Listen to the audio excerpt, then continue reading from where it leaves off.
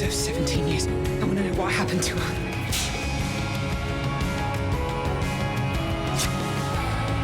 I didn't kill him. Everything we've had has been a lie.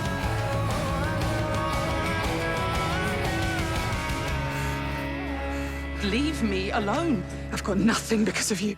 A brand new 3-part drama, The Ice Cream Girls, next Friday at 9 on ITV. Join us, Matt and Brianne and our buddies, in the spectacular Celebrities on Ice. It's touring nationwide this spring. Please visit us on celebsonice.co.uk.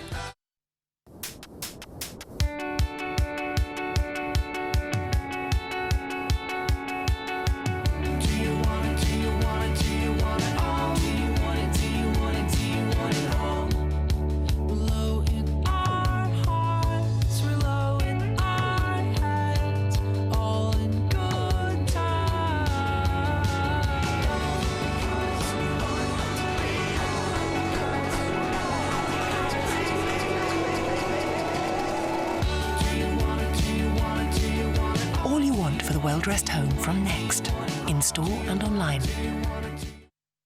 Boundary Mill Stores, thousands of bargains for you and your home. And now, with new season stock in all departments, there's even more reason to visit Boundary Mill Stores at Walsall.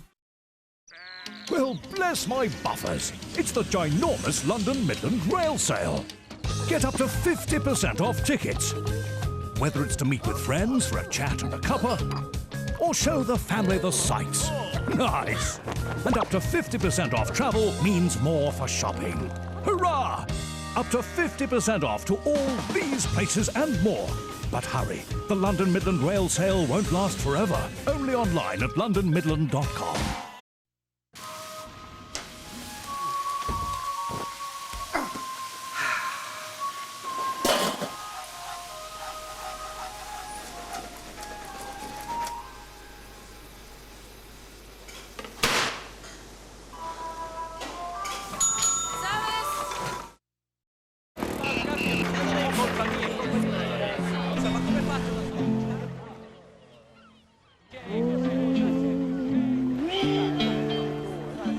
Wider than a mile, I'm crossing you in style someday.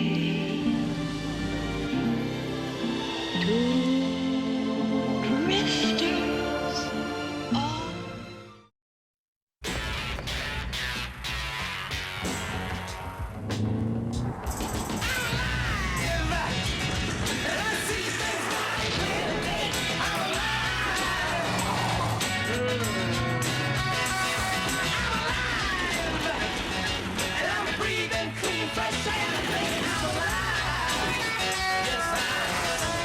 Introducing the all-new RAV4.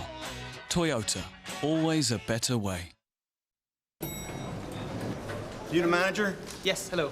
Hi. When I'm on the internet, this keeps happening. It seems like you're downloading too much data. In future, try this. My face. Is there anything smaller you could watch? I don't want smaller, I want bigger. I want helicopters shot down by police cars, people on the verge of mass destruction, saving people's lives on a daily basis. Does that sound small to you? You could try Sky Broadband. It's totally unlimited. As am I. Come on. Demand more from your broadband. Sky Broadband Unlimited is £7.50 a month, which is less than half BT's standard price. Sky. Believe in better. What's in a laugh? A little laugh. I love the laugh. They brighten up our days. That's clearly a man. Yeah, fair point. A warm smile or cheeky grin. It's a date. It's not a date. And some witty turn of phrase. I was young, handsome, famous. You were barely one of those things. In stitches, convulsions, uproarious expulsions. So if I found you a job as a matador, you'd take it? Not now, I've turned vegetarian. Of course you have. The laugh with. I'm doing my desk piss, you know. Okay. The laugh at. It's a brief respite. A moment's solace. It's bad taste, but good humor. It's what it means to be human. The funny thing is, life without it would be a joke. ITV, where laughter lives.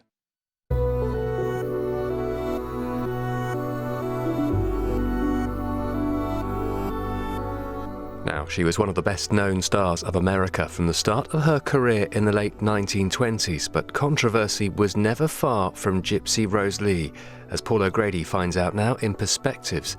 It contains sexual humour throughout and mild nudity at the start.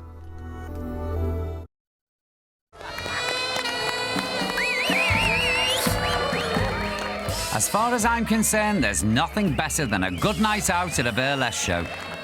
Especially when the headliner is the lovely Immodesty Blaze, one of the finest exponents of the art of the striptease. It's naughty and bawdy, but it's all done in the best possible taste. So what's the likes of me doing watching strippers, you might well ask? Well, believe it or not, my love for burlesque and strippers began at the age of 11 when I stumbled across a musical on the telly called Gypsy.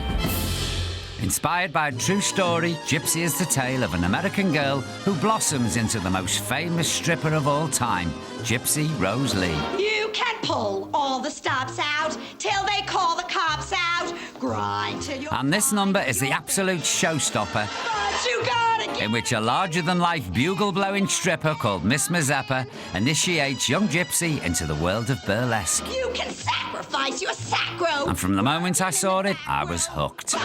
in a dump. Now, I know you probably found this hard to believe, but at one time I was an altar boy, and I was a very pious little altar boy. I took it seriously, extremely seriously, you know.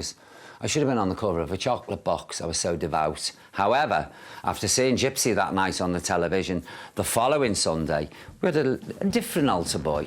So the thurible, which, you know, you have the incense in, it was slightly more active than normal. It was sort of like this. And also when I was going down the altar steps, whereas I used to just go down like that, I started to do this with the cassock and doing a real stripper's dip. It was highly embarrassing for my mum and dad, but for me, it was wonderful because the altar was the nearest thing I thought I was ever going to get to a stage. When I eventually took up the cause and became a drag queen, the musical was a big influence on my act. In fact, I was still doing it in 2001 at the Royal Variety performance. Wait for this. In front of the Queen. Took the Duke of Edinburgh a long time to get over that. Over the years, I've tried to find out about the real Gypsy Rose Lee, but she kept her cards close to her chest, and she's a difficult person to get to know. What annoys me is I don't know enough about her, so I'm off to New York to find out who was the real Gypsy Rose Lee and what made her tick. Which is going to be very difficult because she was once described as the most private, public woman in show business. So I've got my hands full. Never mind. New York, here I come.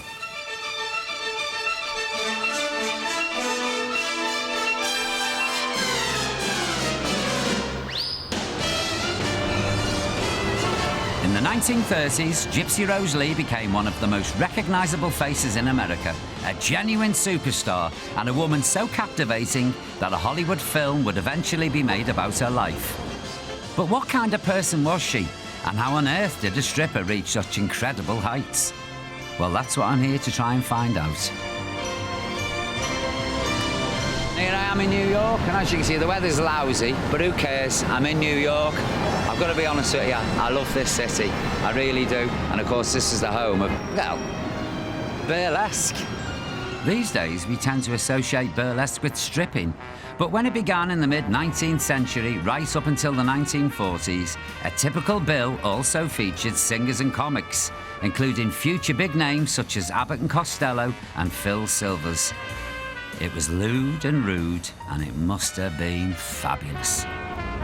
In Gypsy's day, the mothership of burlesque was Minsky's Republic, owned and run by the enterprising Minsky brothers and located just off Broadway. It was in this building that Gypsy made her name, although these days it puts on a rather different sort of show. Fabulous. I wish I had a time machine.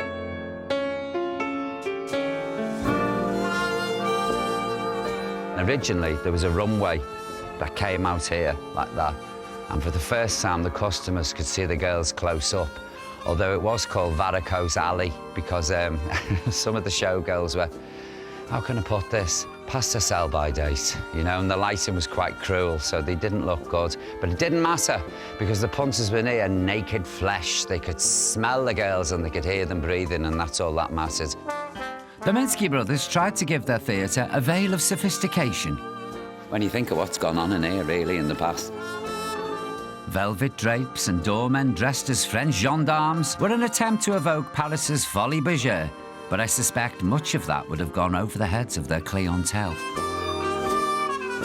Burlesque was cheap entertainment for the working classes, and in Gypsy's day it served a very important purpose.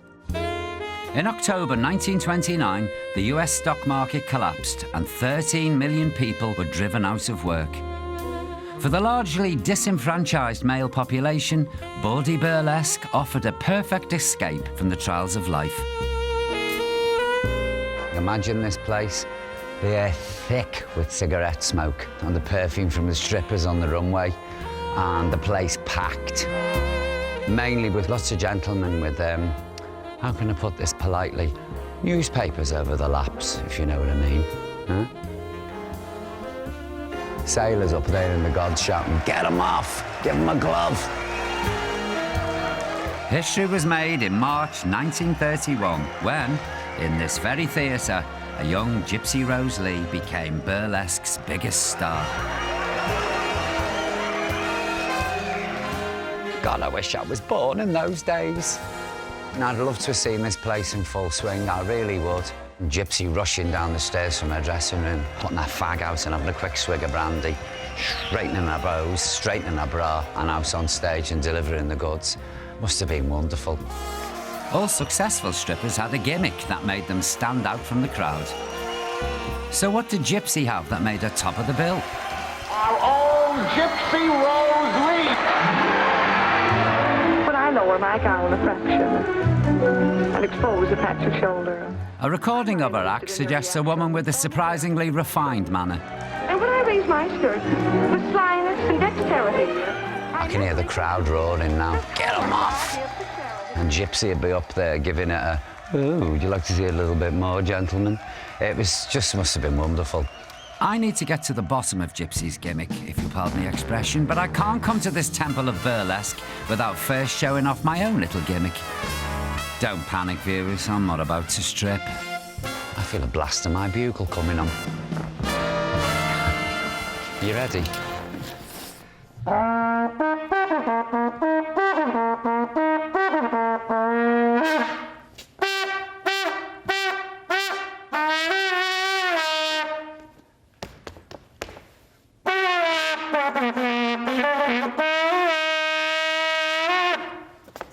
Voila! When Gypsy first stepped onto the runway at Minsky's, she was just 20 years old. And within 2 years, she was such hot property that the Minsky brothers were paying her the equivalent of £24,000 each week. I don't know what her gimmick was, but when you look at her there, I mean, she's not a stunner, do you know what I mean? She's not like what you'd expect of a burlesque stripper, big boobs and brash. She's not at all.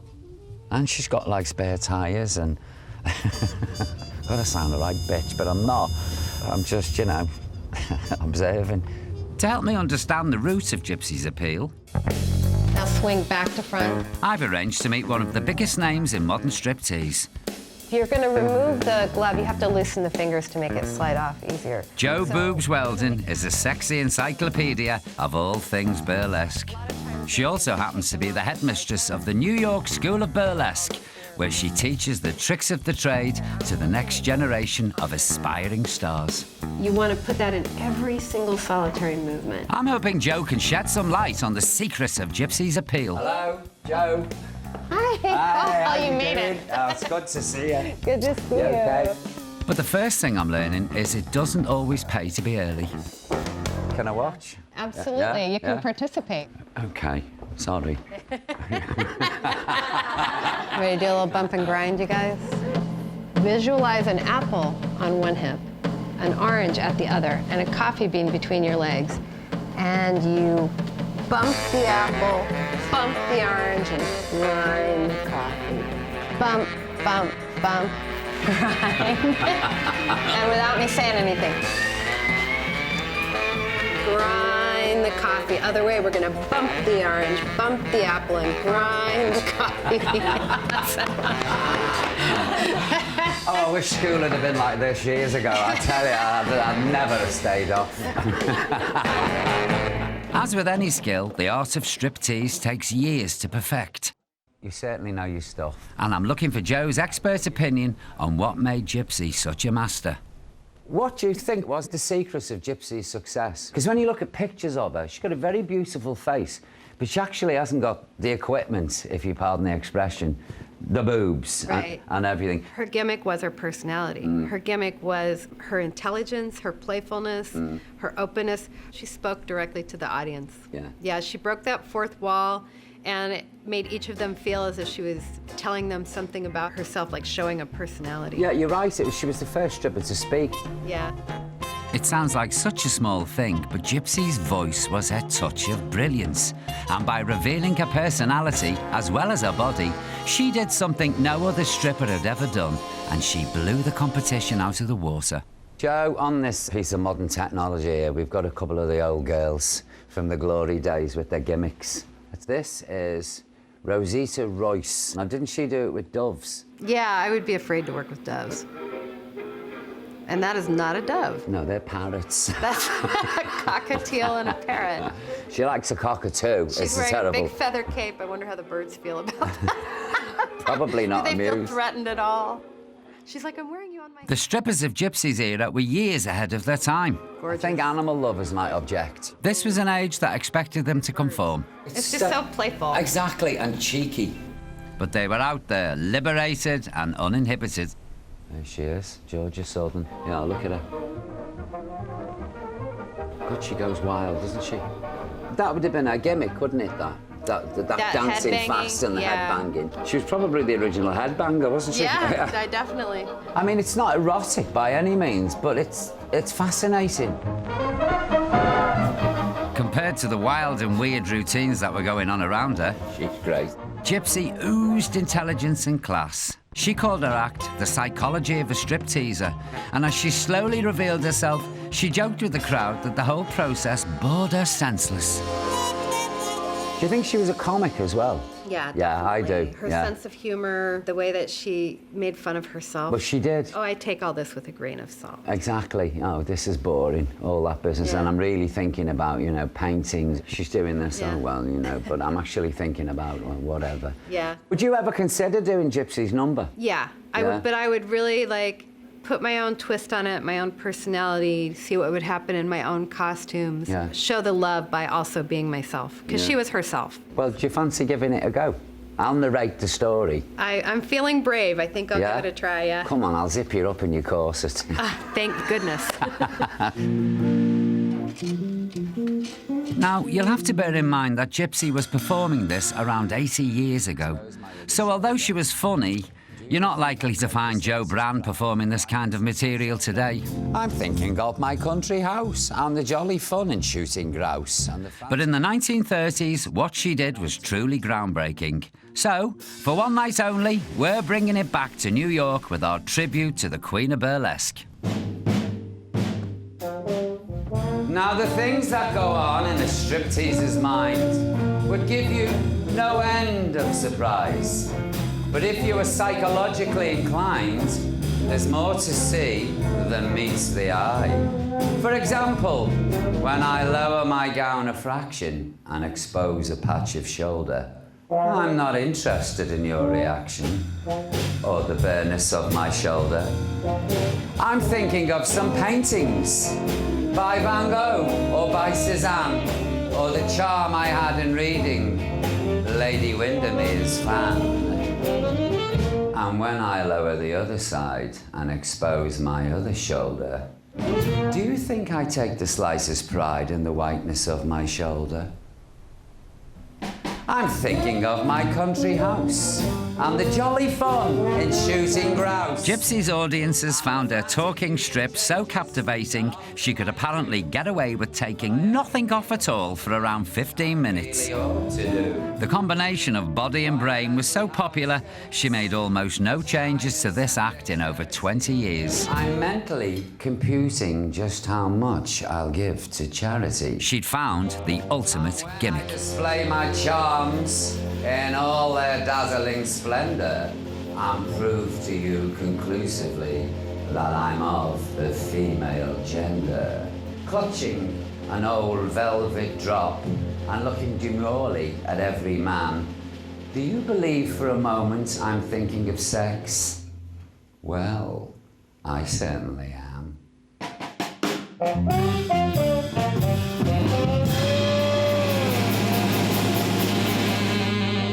Fabulous, Joe. So who were you squawking at on the phone just now? What, my mother? Did you finally tell her about us? I'm waiting for the right time. It's been 48 years. This is our friend Viola Dash. Yes, she's our friend, and Stuart here is my friend.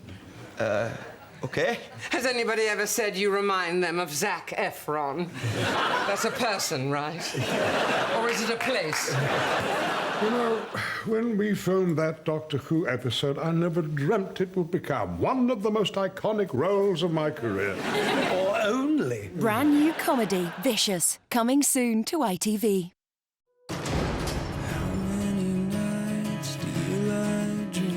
Poppy Carlyle has spent half her life in prison for a crime she still insists she didn't commit. Counting the days since you went away. How do you know Serena? We used to hang out when we were teenagers. I'll pray for you. You can't keep saying it because it's jealous. Do you pray for me? I've served 17 years. I want to know what happened to her.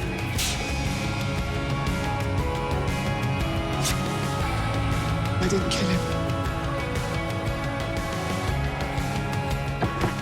Everything we've had has been a lie.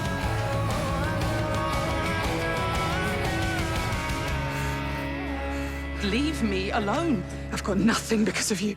A brand new 3-part drama, The Ice Cream Girls, next Friday at 9 on ITV. Brownall Job Centre, how can I help you? Today's motto, turn the unemployed into the fun employed. Trish, CSOM, Customer Service Operation Manager. Whoop, whoop. I see you've met Carl. Oh! I'd go mad without him here, I would. You're going to be teacher's pet. I'm not teacher's pet. I'm going to buy you dinner tonight. No.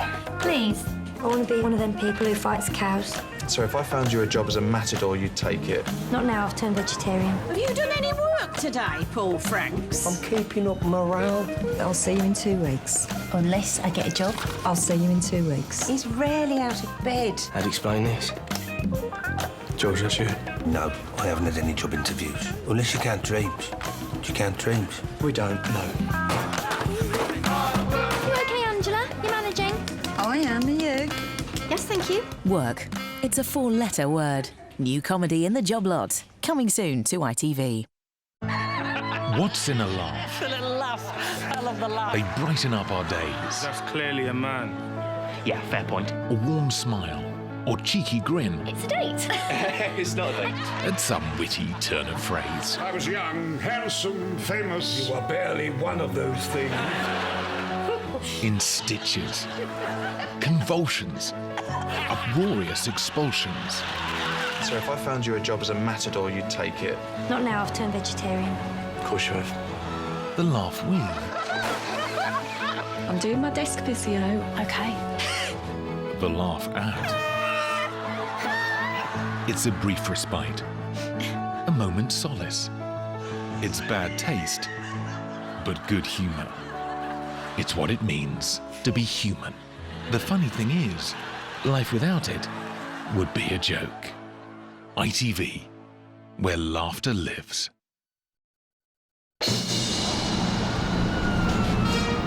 "60 years after Gypsy Rose Lee peeled off her final silk glove, she's still regarded as the queen of burlesque.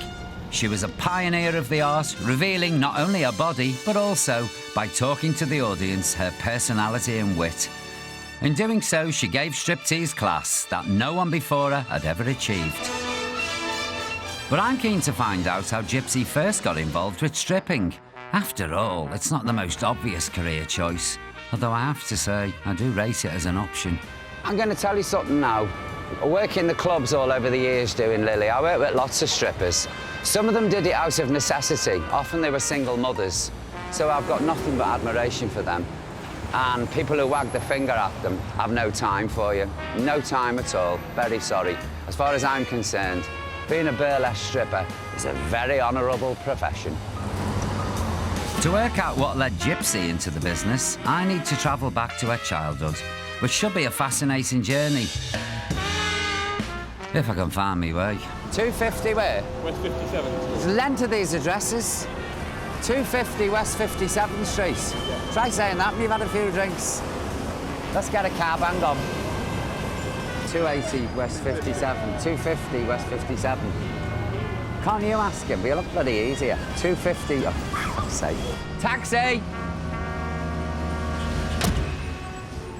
250 West 57th Street, please. Gypsy Rose Lee was the stage name of Louise Hovick. Born in 1911, Louise first performed at the tender age of 4 in a song and dance act on America's vaudeville circuit. Well, just in case you don't know, vaudeville was America's music hall, really. It'd be a sort of early edition of Britain's Got Talent. Kid acts, animal acts, you name it. They are. The Flint's hypnotic skirt dance. Now, I've no idea what that is, but there's a load of fellas here in frocks doing what looks to me like a can-can. Actually, it's like a load of old tat. Performing alongside talent like this, Louise's act was quite successful. But in those days, it was actually her younger sister, June, who was the star of the show. Here she is here in action. June, alias Baby June. On points, which is quite remarkable. They toured all around America in an act called Baby June and the Newsboys. Here's the star of the show. June's lying on the floor with all the newsboys pointing at her, as you do. And Louise is one of the newsboys, just plonked in there, pushed to the sidelines. Louise was intentionally kept out of the limelight by their manager, who called her overweight and talentless. It must have been absolutely humiliating. That manager was Rose, Louise's mother. So this very pretty lady here was Rose Hovick. Don't judge a book by its cover, because underneath this ball of femininity was a tigress, absolute tigress. Thank you. See you, bye. Rose was fiercely ambitious, and her primary concern was always the act. 250 West 57th Street. And if her daughter's feelings got hurt along the way, well, too bad. Hello. Could you tell me what floor Nancy Carson's on, please? Now, I want to find out whether young Louise's early experiences could somehow have led her down the path to striptease. Nancy. Oh, come on in. So I've come to meet Nancy Carson, an agent who's represented child stars for more than 30 years, including the young Ben Affleck and Britney Spears. Wasn't she just adorable? She radiates sunshine. Yeah, really darling child. Yeah. Nancy, do you meet genuine Madame Roses? I do. Yeah. I mean, I could tell right away if, if I'm talking to the child like I'm talking to you and I say, so do you dance, honey? And the mother yells from my outer office, oh, she's wonderful. She taps, she dances. Show her, honey, show her. I know, okay. I don't care how good that child is. That mother is out. We're not doing it. Sadly, in the 1920s, agents like Nancy didn't exist to protect young Louise from a mother like Rose. I don't know if you've seen any of this. Oh, how wonderful. Look at this. The Temple. We take pleasure in being able to present Dainty June, the little big star of the screen and stage. Poor old Louise is at the bottom of the bill, singing in some dreadful song. That is what she thought of her. Yeah, take a look at this one. Dainty June, the greatest juvenile artist in the world. Not the country, the world today. I reckon that's Rose's phrase, do you? Of course it is. She was a brilliant publicist. She was brilliant. She was dynamic. She was a forceful. horrible mother because she owned the children. That's right. They were her property. That's right. They weren't individuals and human beings. That's nail on the head, Nancy. And that's really, when I see a bad situation, it's always that kind of thing. Yeah, yeah. I read she was a great one for dreams, Rose. Yes. She'd come in and say, I had a dream last night about a cow. We need to put a cow in the act. And all of a sudden, she makes this cow costume with a papier-mâché head. Poor old Louise is the rear end of the cow. That is exactly how she treated her. Imagine what that did. Shocking, isn't it? It is shocking. It is, it's shocking. It's shocking, It's yes. shocking. What do you think the effect of a mother like Rose, a pushy stage mother like that, would have on her children? Lifelong. Yeah. Lifelong. Scar them for life. Yes. I think that Louise probably always felt her mother always liked her sister better. Yeah. And, you know, in a family where there's a favorite child, the other child is always trying to prove something. The real her wasn't good enough that's right. because her mother was putting her down so much that she felt less than. So she created this other person who was Gypsy Rose Lee, and that person was a validated person. Exactly, yeah. Yeah. Shame, isn't it? Yeah. What came out of that conversation between Nancy and myself was that Madame Rose was a monster. It was all about her, and she used her daughters to get what she wanted. Ooh, it's quite nasty, quite nasty. It's interesting to think that a girl who grew up in her sister's shadow ended up making her name with an act that was all about her own personality. But was the transition from Louise to Gypsy Rose Lee really a response to her mother's abusive behaviour? I'm on my way to Sardi's, a restaurant long favoured by New York showbiz set, to meet the author of a riveting biography about Gypsy Rose Lee. Karen, Hi, Paul. thanks for seeing me. Yeah, thank you for having me. Oh, cheers. In the course of her research, Karen Abbott got close to Gypsy's sister June, who also had a hard time under Rose's rule. Because she was talented, June, wasn't she? She was very talented. Very talented. I mean, she was a dance prodigy. But suffered for it, I should imagine. Yeah, well, I mean, her mother took her to the professor, as they called the dance instructors back then, and the dance instructor said, no, do not put this little girl in toe shoes. She's too young. She's too young. Her feet are not yet formed. You're going to ruin her. But Mama Rose saw dollar signs, of course. June would talk about her toes bleeding. When she was 3 years old, she could feel the blood squishing as she performed on stage. My God. Yeah. I mean, it really is child abuse. It's gross neglect, isn't it, of these children? And exploitation. Yeah. Rose wasn't mothering her children, she was destroying them. And while Louise was being shoved into the sidelines, June was being pushed slowly over the edge. At the age of just 12, she had a nervous breakdown. By 15, she'd had enough and ran away. Now, you think that losing her star turn would mean the end of things for Rose? Oh no, she still had one daughter left, and the show must go on. Poor Louise was rebranded Rose Louise in an act that totally flopped. Vaudeville was dying, and the future Gypsy Rose Lee found herself booked into a burlesque house, and she realised she may have found something that she could finally excel at. But it takes time to refine any act, and the witty artiste Gypsy Rose Lee is unlikely to have debuted fully formed. I visualise third-rate burlesque as pretty nasty. Yeah. You know, with gangsters, prostitutes, drug addicts, pimps. Yeah. All manner of lowlife. What do you think happened, you know, before she made that transition into the legend of Gypsy Rose Lee at Minsky's? I don't believe that automatically she became this star from doing this and taking her glove off. Right. I talked to June about this. She says Gypsy was exposing herself just like everyone else, and she was, you know, had it right out in people's faces and was very blatant about it. And June was appalled. She expected her sister to differentiate herself and have some respect in what she chose to do, even though it was burlesque. Yeah. I mean, you know, when June went to go see Gypsy, and she, you know, talked about the men hiding themselves with newspapers spread across their laps, just all manner of louche behavior. June ran from the theater horrified. The man next to her talked to her and thought she was a prostitute, because that's the kind of theater it was. Yeah. Do you think Rose encouraged her? Or was she a good mother and said, no, no, no, my daughter's not going to prostitute herself? Part of me wonders if Rose, you know, I think there's nothing she wouldn't have let her daughters do. One of my favorite sayings of Rose is, it's not the principle of the thing, it's the money. She's just so demented. She's so demented. Completely. You know, I mean, even besides... Having always been second best in her mother's eyes, perhaps stripping was initially Gypsy's way of gaining validation. But it wasn't a damaged childhood that made her a star. That was all down to her. You know, I'm a massive admirer of Gypsy Rose Lee for what she achieved. Yeah, it was nothing short of miraculous. What she was You're able quite to do. right. It was nothing short of miraculous. Yeah, you know, she started off where everybody else did. June said she was the only one to climb out of the slime. Yeah. And my sister was brilliant. She was the only one who could do it. Yeah. And it was her genius. The musical Gypsy, which introduced me to Gypsy Rose Lee, does portray young Louisa's journey from vaudeville to burlesque, but her real life was clearly far darker than anything shown in the musical. You can pull. This number, You've Got to Get a Gimmick, depicts Louisa's first taste of burlesque.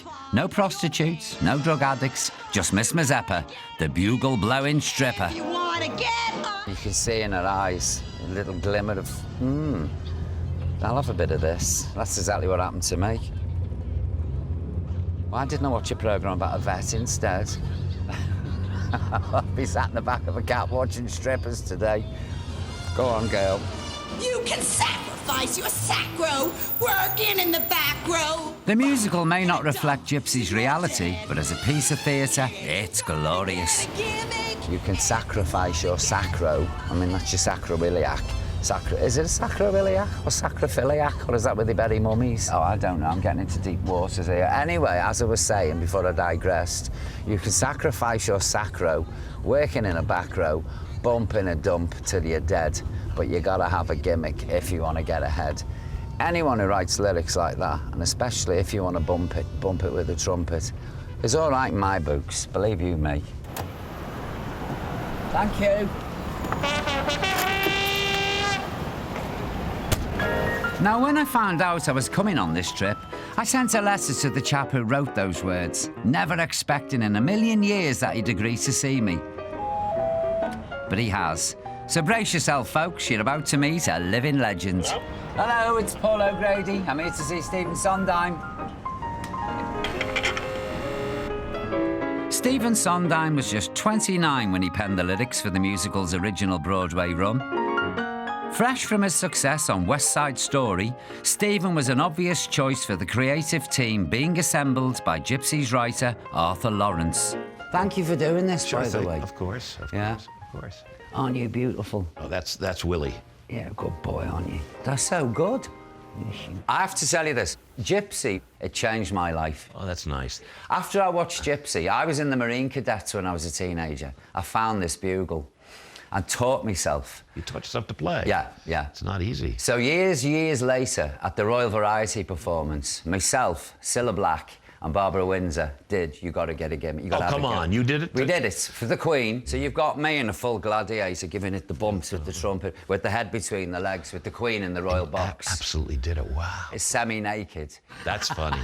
That's funny. That's funny. But it always kills, that song. Whoever does it, it Yeah. always kills. It always goes well. Stephen's genius as a lyricist was vital to the success of the musical. I love the playing with words. I was just trying to show how good I was at rhyming. Yeah, just showing off. It takes some sweat. And despite its liberal approach to the truth, the musical has been vital to preserving the legend of Gypsy Rose Lee. What was Gypsy like? I didn't know her very well. I met her twice. Yeah. Mostly shake hands with and be polite with. Yeah. She appeared for the first days reading because there were a lot of cameras around and we wanted the publicity. And the next time I saw her was on opening night. But that was part of the deal, was that she would not be allowed to interfere with anything. Arthur said to the producer, he said, I cannot write this unless I have carte blanche. I have to be allowed to do anything I want. Yeah. But you know, you talk about the truth. The truth has nothing to do with telling a story on the stage. We need a bit of theatrical license. Right, that kind of truth-telling belongs in books. I should imagine that the casting call for the three strippers was very, very interesting. Yes. Where did you get the one with the trumpet, Mazeppa? Well, she, curious enough, was a distant cousin of Arthur Lawrence's. I don't know that she was a stripper, but she had this act, and she came in and she did her trumpet act and ended up blowing it by leaning over and blowing it. And we all fell out of our seats, and Jerry Robbins, who directed it, said, we hire her. Her name was Faith Dane. But what a peculiar act, don't you think? Sure, but she had a gimmick. Exactly. If you've got to be different from all the other strippers. Sure, of course. Yeah. What do you think of Gypsy now today? Are you proud of it? It's certainly one of the best musicals. And I say that with no immodesty, because it has an energy to it. because it's got these absolutely wonderful characters who drive the thing. You know, we're doing it in London next year. Now, if you're looking for a Mazeppa, by any chance... Well, don't think I wasn't going to suggest that. I'm available, sir. Okay. I'm waiting. I'm waiting. Trumpet in hand, polished. Okay, Mr. Tassels ready to spin. I'm your man, Mr. Sondheim. Okay. I'm waiting. I find it interesting that a stripper was ever a muse for Broadway's top talents. Oh, lovely dog. Look at him. What a cutie. I mean, it's one thing to be the darling of the lady working classes, but it's a big leap from that to national treasure. So how on earth did Gypsy pull it off? Time to dig deeper into her past.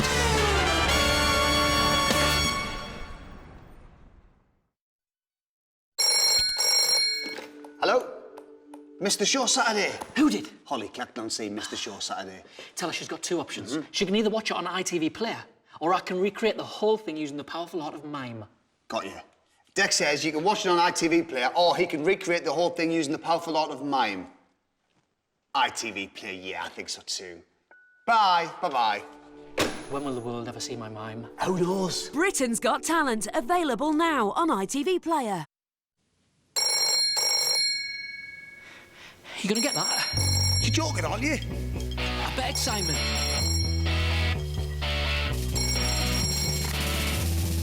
Hello?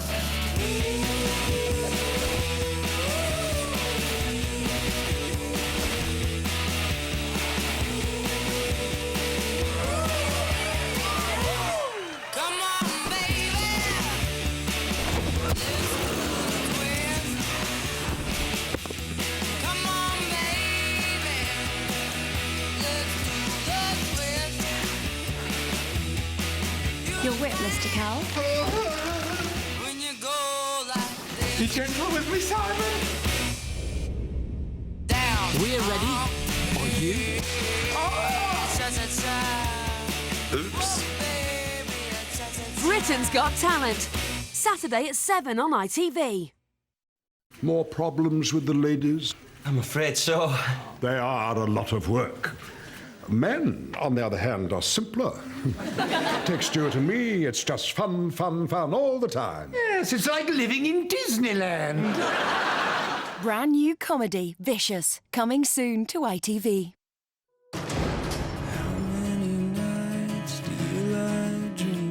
Poppy Carlyle has spent half her life in prison for a crime she still insists she didn't commit. Counting the days since you went away. How do you know Serena? We used to hang out when we were teenagers. I'll pray for you. You can't keep saying it because he's jealous. Do you pray for me? I've served 17 years. I want to know what happened to her.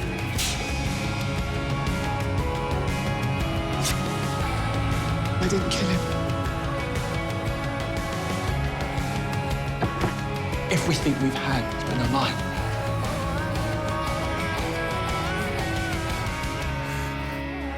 lie. Leave me alone. I've got nothing because of you. A brand new 3-part drama, The Ice Cream Girls, next Friday at 9 on ITV. What's in a laugh? The little laugh. I love the laugh. They brighten up our days. That's clearly a man. Yeah, fair point. A warm smile or cheeky grin at some witty turn of phrase. I was young, handsome, famous. You are barely one of those things. It's bad taste, but good humour. It's a date. It's not a date. The funny thing is, life without it would be a joke. ITV, where laughter lives.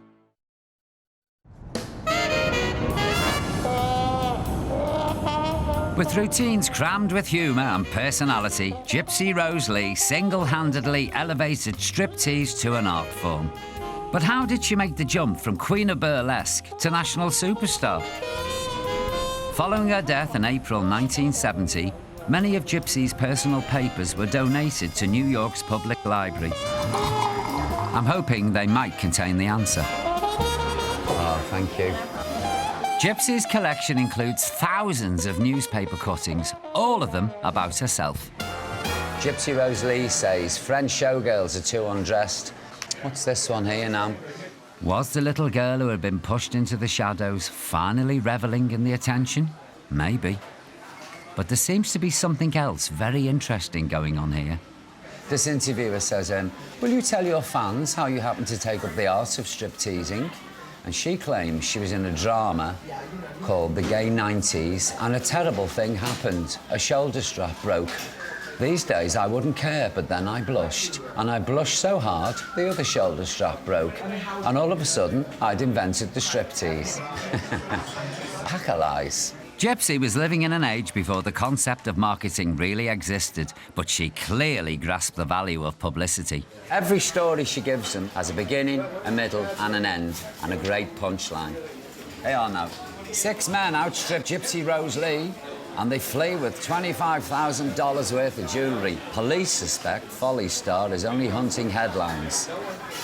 It's the same old stuff. Casey Price does things, doesn't she? And, you know, they'll all say she's only doing this to grab the headlines. The robbery began in striptease tradition, with one man grabbing her muff. It's fun. The great wit that worked so well for Gypsy on stage was earning her a whole new audience off it. She was a brilliant self-publicist. She'd have made Max Clifford look like an amateur, a rank amateur. By 1940, Gypsy was no longer just the property of Burlesque's working classes. She'd become a must-have guest at society coffee mornings and was well on her way to becoming a household name. Every little thing she did was newsworthy. So when Hollywood offered to buy her story, she wasn't worried if the script followed the truth. She knew it could secure her place in history. Now, this is the contract from Warner Brothers. It's the deal for the movie rights. Now, let's see what she got. This is fascinating, this. Well, about 1.6 million. Well done, Gypsy. I admire her enormously. When you consider that stripping has always been a controversial profession, it's remarkable that Gypsy was able to gain such a high level of public acceptance. But what about the private woman? Well, by the magic of television, I've come to San Francisco, where I've tracked down a man who probably knew her better than anyone else. This is a great day for me, because I'm finally going to meet Eric Lee Preminger, who was Gypsy Rose Lee's only child. And he wrote the most wonderful book, which I've read and reread and read since it first came out. Who better than Gypsy's son to give me a personal picture of the great lady? And apparently, he's got a storeroom full of his mother's stuff. So guess who's going to be searched on the way out?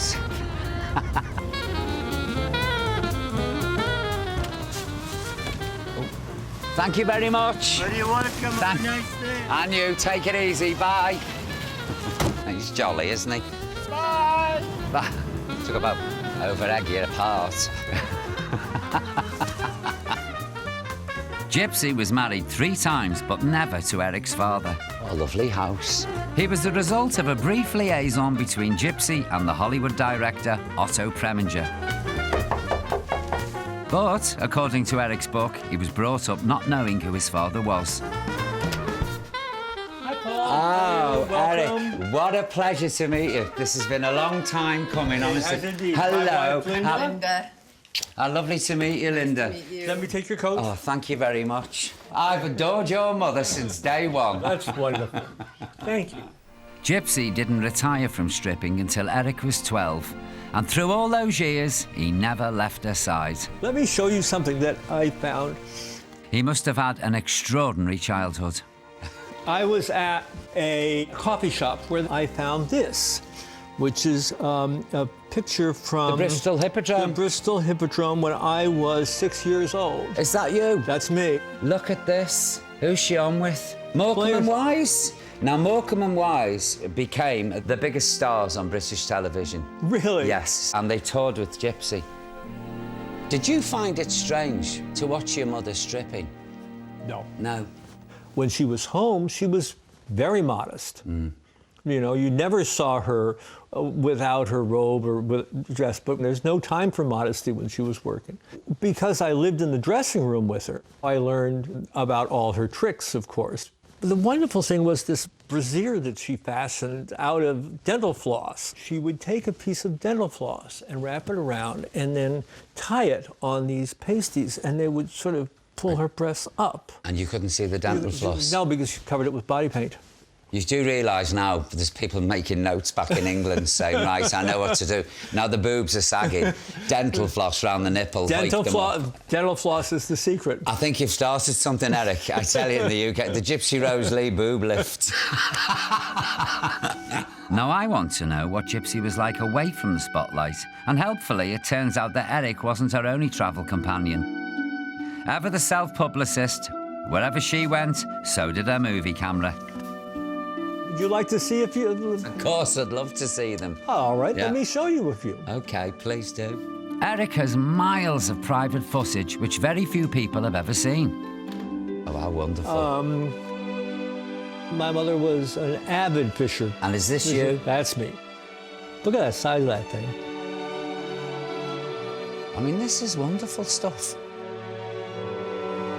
Look at having a bath out in the open air. Now, this was the only bathtub on this carnival. She used to fill it with leftover ice water from the Coca-Cola machine, let it warm up in the sun, and she froze in it. For a fan like me, these glimpses of Gypsy are like manna from heaven.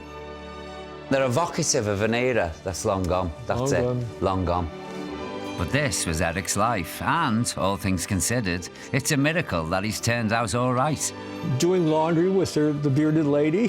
Is that a woman? That's a woman. Oh, my God. She was married to the alligator man. It's just, I mean, you couldn't make this up, could you?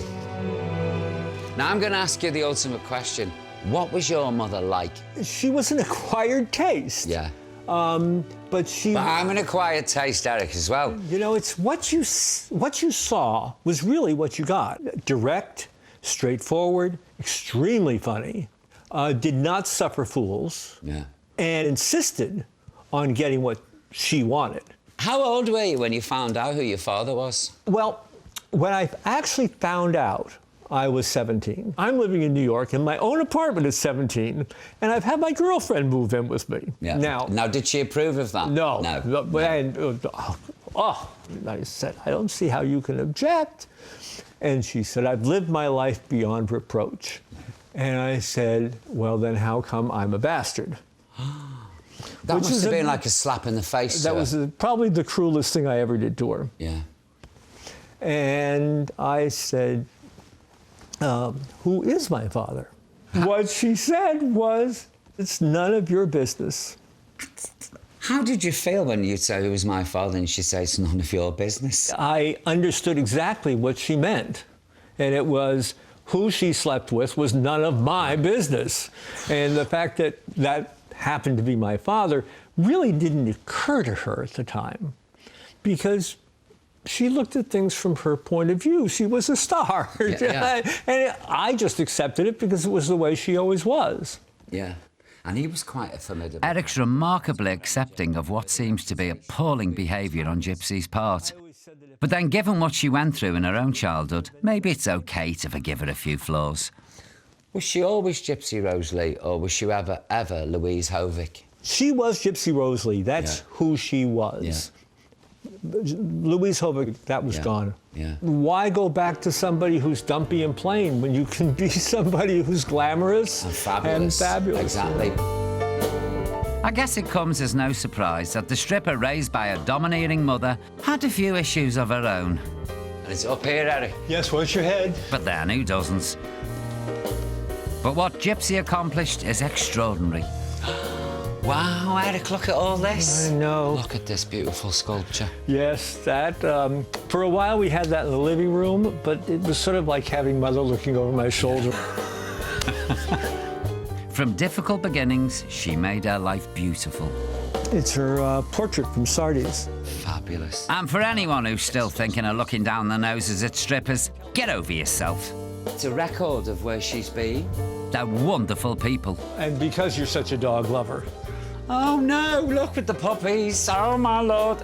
But I think Gypsy's greatest legacy is her impact on the world of striptease. Do you recognize this? Oh my God. She raised it out of sleazy burlesque houses and turned it into an art form. You'd be able to twirl it.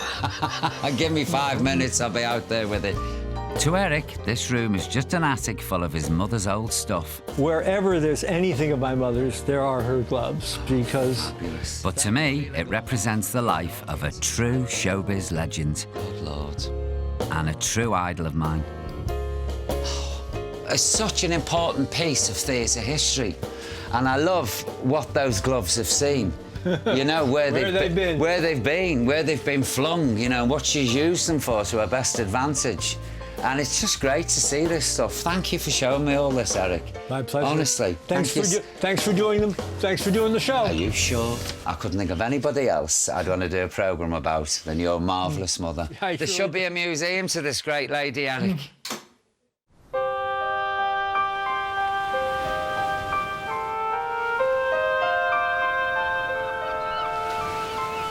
It's been a bit of a pilgrimage for me, this trip, and I'm very, very happy to say, because it could have gone the other way. I could have gone home thinking, actually, I don't like her. My admiration for her, and indeed love for her, has increased tenfold. And meeting her son, Eric, well, that was the icing on the cake for me. It was bliss on a stick, to tell you the truth. But my pilgrimage isn't quite over yet.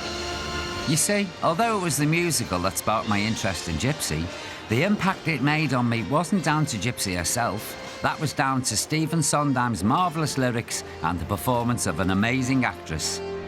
I'm ending my travels in Washington, D.C., home to Faith Dane, the incredible Miss Mazeppa. Before starring in Gypsy, Faith was working in New York strip bars, and her gimmick was playing the bugle, dressed as a gladiator.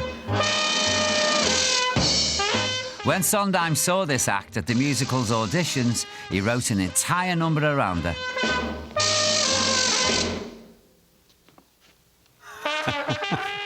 Why does this still make me laugh? I've seen it about 1 million times and I still roll laughing. Now I'm Miss Mazeppa. Now aged 89, Faith is on her way to see me. You gotta have a gimmick if you wanna have. I've seen various Miss Mazeppas in various productions of Gypsy through the years, but there's nobody to touch Faith. Faith has travelled here today with her husband Jude, and this gal is still cooking with gas. Thank you very much. Thank you. Bye. Well, she's here. I'm dying for this. Dying to meet her. Come in. Oh. Hello. Well, oh my God. Faith, welcome. Look at you. Look at you. You look fabulous. You're such a handsome thing, my God. Lovely to meet you. Hey. Lovely to meet you. Faith, come in, sweetheart. Let me stand up. What a oh, I can't believe this. Look at him. Look at you. I'm Give me a jump big on your kiss. bones. So you're a fan of Gypsy, the show? I'm a huge fan of yours. I still have my I can triple tongue. Oh, can you? Where's a bugle? I'm going to die and go to heaven here now. You look wonderful. Yes, yes, yes. Have you still got the original Mazeppa's bugle? Yes. You've got I got it. Didn't I? Hello there. Just love your Faith, honestly.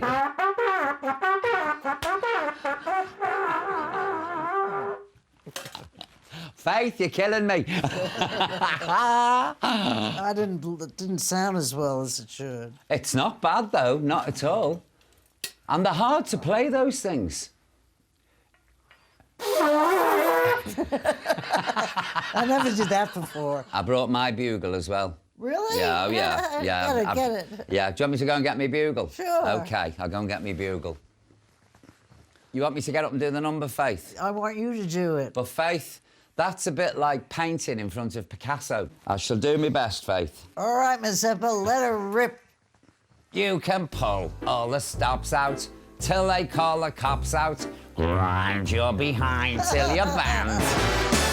But you gotta get a gimmick if you wanna get a hand. You can sacrifice your sacro, working in the back row, in a dump till you're dead. Kid, you gotta get a gimmick if you wanna get ahead. Hang on, eyes the bum's face. You can. That's how Burlesque was born. So but I do it with a horn. Oh, the horn up.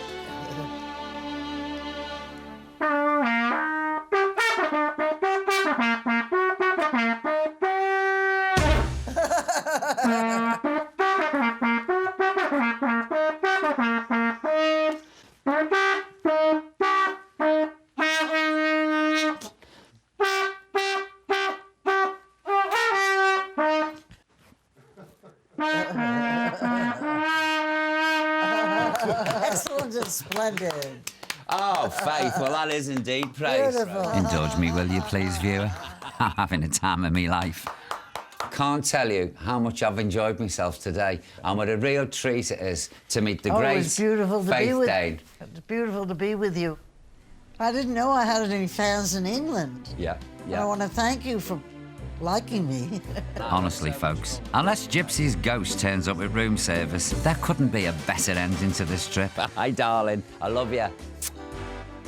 Oh, she's glorious. Right, I'm going to go and ring half of England now to tell them who I've just met. If you want to bump it with a trumpet and get yourself a gimmick, and you too can be a star. Ding, ding, ding.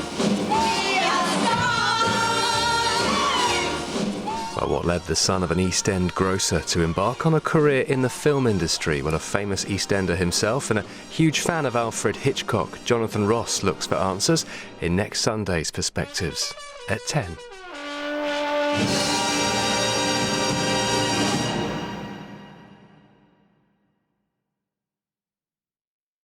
So who were you squawking at on the phone just now? What, my mother? Did you finally tell her about us? I'm waiting for the right time. It's been 48 years. This is our friend Viola Dash. Yes, she's our friend, and Stuart here is my friend.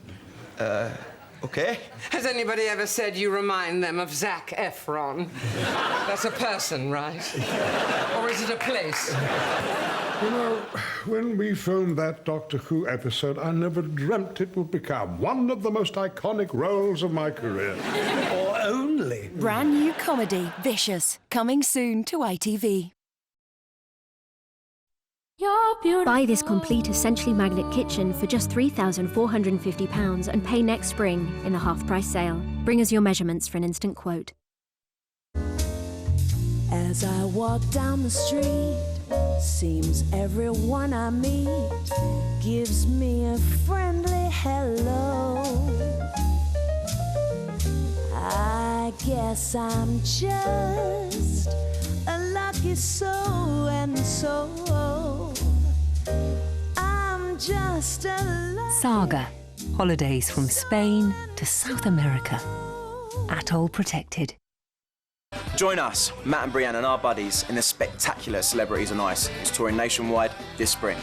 Please visit us on celebsonice.co.uk.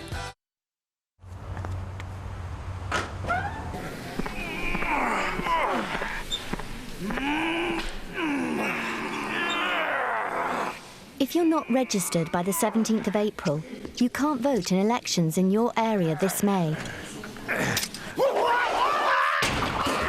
Register at aboutmyvote.co.uk or call the Electoral Commission on 0800 3 280 280. It's your vote. Don't lose it. Starting this weekend in the sun, summer holidays from £15 are back. And this year, it's brighter than ever, with over 300 fun-packed destinations around the UK and Europe to choose from. So, stop your kids jumping off the sofa and get them jumping for joy. Start collecting tokens this Saturday. The Sun. Get involved.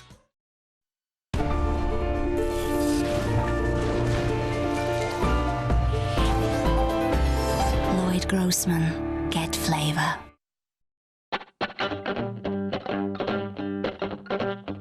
Hyundai thinks Wherever your adventures take you, get there in style.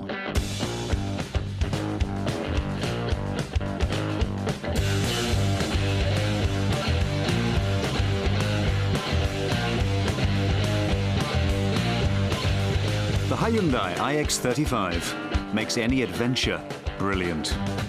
Hyundai. One reason that Mediterraneans enjoy life is their diet of fresh fish, vegetables, and olive oil. Enjoy life. Enjoy Bertoli.